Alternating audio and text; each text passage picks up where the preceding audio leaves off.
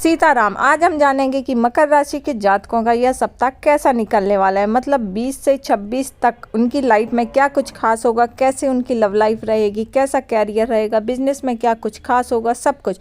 और साथ ही जानेंगे कि आपको क्या उपाय करने हैं जिससे आपकी परेशानियां कम हो। तो जल्दी से वीडियो पर लाइक कर दें, चैनल सब्सक्राइब कर दें। और नया सप्ताह शुरू हो रहा है तो अपने अपने आराध्य का नाम कमेंट बॉक्स में ज़रूर लिखें।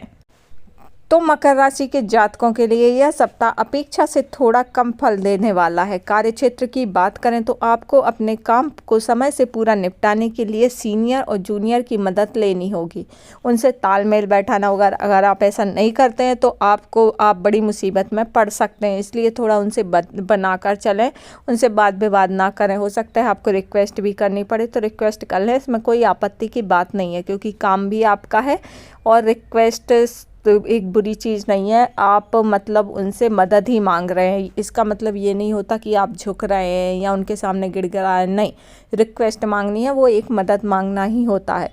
इस दौरान आपके विरोधी सक्रिय होंगे, ऐसे में आपको सतर्क रहने की ज़रूरत है। किसी दूसरे पर भरोसा नहीं करना है, स्पेशली काम या ऑफिस में। मतलब आपको आँख बंद करके भरोसा नहीं करना है। अपनी देख रेख, अगर आप किसी की मदद लेते भी हैं ना, तो अपनी देख रेख में सब काम करवाने हैं। ऐसा नहीं कि उस पर एक अकेले के ऊपर काम छोड़ दिया या किसी की मदद ले रहा है उसके भरोसे आप बैठ गए। नहीं, ऐसा नहीं करना है।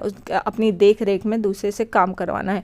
अब सप्ताह के मध्य की बात करें तो यह आपकी सेहत के लिए शुभ नहीं है। इसमें आपको काफ़ी मौसमी बीमारियां आपको घेर सकती हैं, जिसके चलते आपका कामकाज प्रभावित होगा। लेकिन आपको सबको इग्नोर करते हुए अपने कामकाज पर ध्यान देना है, साथ ही अपनी सेहत पर भी ध्यान देना। अगर आप बाहर का खाने पीने से परहेज करेंगे तो आपकी सेहत बनी रहेगी, क्योंकि अभी ऐसा मौसम चल रहा है, बाहर का खाना काफ़ी नुकसानदायक साबित हो सकता है।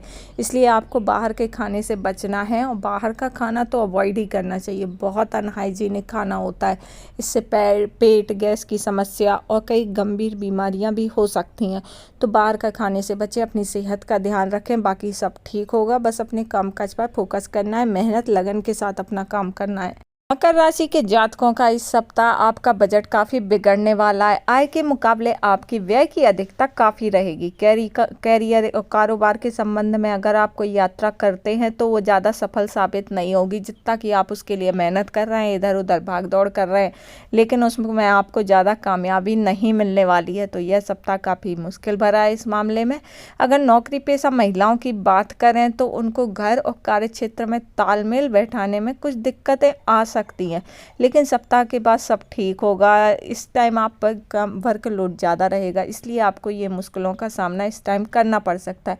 अब अगर आपकी लव लाइफ की बात करें तो यहाँ आपको बहुत सावधानी बरतने की ज़रूरत है। एक एक कदम आपको फूंक फूंक कर रखना होगा, वरना आप काफ़ी मुश्किल में पड़ सकते हैं। और अपने लव पार्टनर को लेकर अगर आपकी कोई गलत फहमी है या आप उन पर शक करते हैं या आप कोई नकारात्मक विचार हैं उनको लेकर, तो उनको तुरंत छोड़ दें या उनसे बातचीत करके निपटा लें। ये आपके लिए ज़्यादा सुकूनदायक रहेगा, वरना आप उसी टेंशन में बैठे रहेंगे, सोचते रहेंगे कि ये हुआ वो हुआ, आप क्या सोच रहे हैं उनके बारे में, और जिससे आपके ना रिश्ते में खटास आ सकती है, आपका रिश्ता कमज़ोर पड़ सकता है। इसलिए बेहतर होगा कि आप उनसे बातचीत करके निपटा लें। और यहाँ आपको सबसे इम्पोर्टेंट बात ध्यान रखने की ये है, आपको अपनी लव लाइफ में किसी तीसरे व्यक्ति से सलाह मशवरा या किसी तीसरे की बातों में बिल्कुल भी नहीं आना है, जिससे आपके अगर आप ऐसा करते हैं तो आपकी जो लव लाइफ है उसमें काफ़ी खटास पैदा हो सकती है और आप शक के दायरे में भी आ सकते हैं। इसलिए अपने पार्टनर के जो भी बातचीत करनी हो आप उनसे बातचीत करके निपटा लें, जो भी मामला हो उनसे बातचीत करके निपटा लें। यह आपके लिए बहुत फ़ायदेमंद साबित होगा, जिससे आपका रिलेशनशिप भी काफ़ी स्ट्रॉन्ग रहेगा। और यही परेशानी आपके दाम्पत्य जीवन में भी आने वाली है। तो दाम्पत्य जीवन में आपको शक करने की वजह चीज़ों को स्पष्ट कर लेना बेहतर होगा, क्योंकि लव लाइफ एक अलग चीज़ होती है और आपकी जो लाइफ पार्टनर होते हैं वो अलग चीज़ है।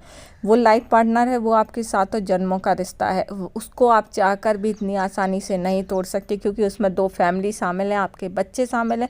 तो ऐसा कुछ भी अपने दिमाग में अनाप शनाप लाने से बेहतर है उनसे बातचीत कर लें, निपटा लें, कहीं घूमने फिरने जाएं, थोड़ा बहुत समय बिताएं, ताकि आप अपनी परेशानी उन्हें बताएं, वो आपको बताएं और तालमेल अच्छा बना रहे। देखो, दुनिया और लाइफ ना बहुत छोटी चीज़ है, जितने ज़्यादा हम खुश रखेंगे या खुश रहेंगे उतना ही ज़्यादा मतलब ज़िंदगी आसान लगेगी, वरना ये आपको ज़िंदगी ना एक बोझ लगेगी। आपको लगेगा कि इस बोझ से कब आज़ादी मिल जाए, लेकिन ज़िंदगी कभी बोझ नहीं होती है।